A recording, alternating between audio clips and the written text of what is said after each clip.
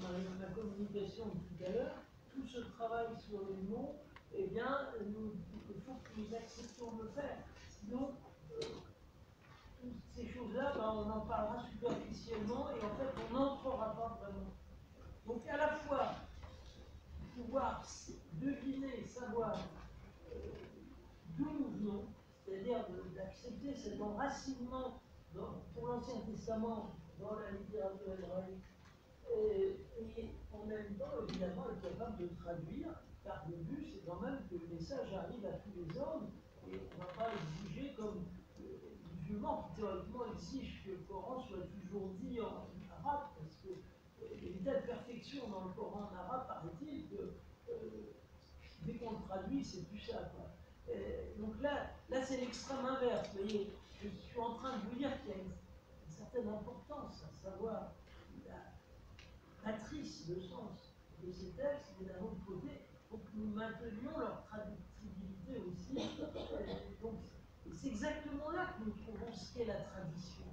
La tradition qui à la fois nous rattache à une origine et assumer cette origine, y compris dans ses particularités qui ne sont plus les nôtres, et en même temps être capable quand même de le traduire pour que ça vienne rejoindre notre manière de parler, notre manière de vivre, et que ça nous éclaire pour aujourd'hui. Le christianisme, il est fondé sur ces deux choses, à la fois donc, accepter le caractère incontournable de l'inscription de Dieu dans l'histoire, en un temps, dans une manière de parler qui sont d'une certaine manière définitives, et en même temps le fait qu'il va falloir quand même qu'on arrive à traduire pour pouvoir faire de l'évangélisation. Bon, ça va? Bon, ben alors je vais savourant mon échec avec les amis d'eux, on va passer au deuxième sujet que je voulais traiter avec vous. Si vous n'êtes pas trop fatigué, si vous n'êtes pas content. Alors j'ai amené ici pour après, si on a un moment, oui. La loi, c'est donc la Torah. C'est ça. Oui, donc c'est plein d'acteurs. Voilà.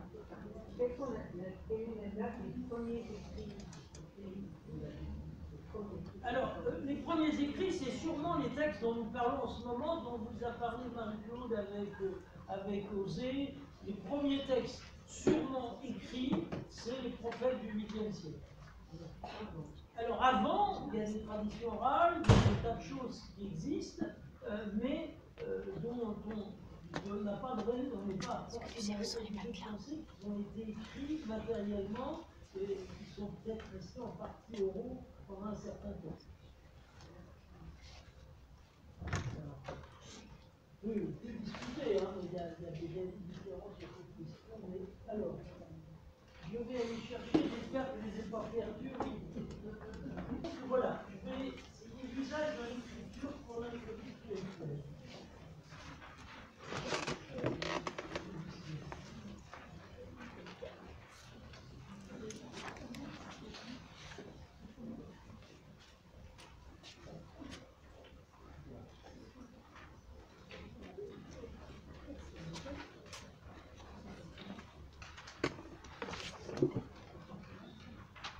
Sujet, c'est donc l'usage de l'écriture sainte pour notre vie spirituelle. Tant entendu que c'est à cela qu'elle est premièrement destinée. L'écriture n'a pas d'autre but que de nous aider à avancer dans notre vie de prière. Alors, j'aurais d'abord une question qui est celle de la traduction. Quelle traduction faut-il prendre? Ben, il y en a plusieurs, évidemment. Je vous cite celles qui sont les plus usuelles actuellement, Bible de Jérusalem, Tob, Bible d'Ostie, alors qui est moins connue, mais qui se recommande par une grande exactitude de traduction, un grand souci de rendre les choses plus exactes. Il y a une nouvelle Bible de la liturgie depuis le changement de traduction il y a 2 ans, 3 ans. Il y a une Bible de la liturgie que vous trouvez même sur Internet avec le site AELF. Donc, celle qu'on entend à la messe, celle qui est en usage actuellement. Alors, on peut remarquer les avantages et les inconvénients de chacune. Mais en réalité, il faut être bien convaincu qu'aucune traduction n'est suffisante. Bon, la meilleure traduction laissera quand même, bon, il y aura quand même, attendez, oui.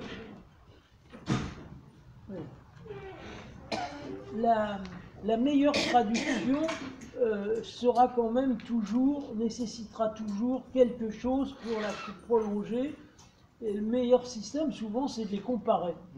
On se rend compte en comparant plusieurs traductions et parfois on trouve mieux sa nourriture ailleurs que dans sa Bible habituelle. Comparons.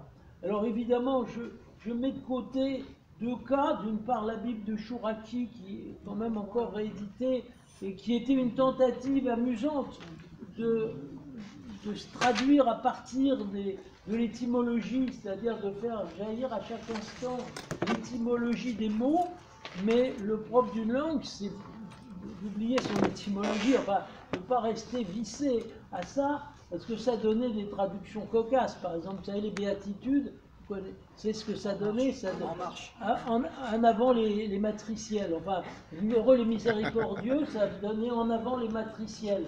Parce que dans le mot miséricorde, il y a la matrice. Alors, donc les matriciels. C'est amusant, mais enfin, c'est pas très utile, je crois.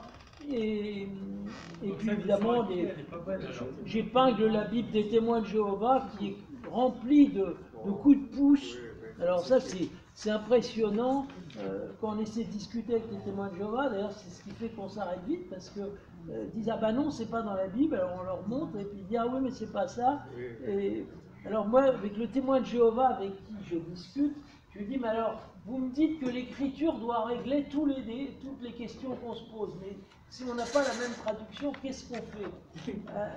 Alors, il était un peu embêté. Je lui dis, moi, je suis prêt à prendre aller en terrain neutre. Par exemple, prendre la Bible de la Pléiade, par exemple, qui n'a pas été faite par un catholique, hein, ou plutôt quelqu'un qui n'était plus catholique, qui a fait le Nouveau Testament ou l'Ancien Testament.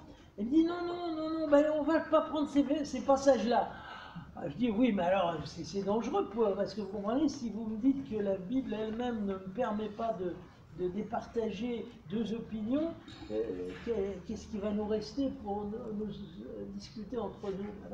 C'est ça la limite. Donc laissons de côté ce cas, dont le côté idéologique est évident, mais malgré tout, il faut être très sensible au fait que toute traduction, aucune traduction n'est parfaite. On a toujours besoin de voir ce qu'il y a derrière, si on peut, si on a les moyens, mais au moins de voir par d'autres traductions que ça peut se rendre peut-être un peu différemment. Donc pour cela, voilà. Alors les commentaires, de l'usage des commentaires. On a toujours et de tout temps, et dès l'Ancien Testament, connu des commentaires, oraux sans doute, mais aussi écrits. Hein, et en tout cas, le Concile de Trente nous a dit que pour les catholiques, il fallait faire appel à des commentaires, que la traduction est bonne et nécessaire, mais qu'elle ne suffisait pas. Hein, car on peut toujours, avec une traduction, dire des choses qui ne sont pas forcément exactes, et en tout cas, il faut qu'on puisse se référer à la manière dont l'Église, durablement, a lu un passage de l'Écriture.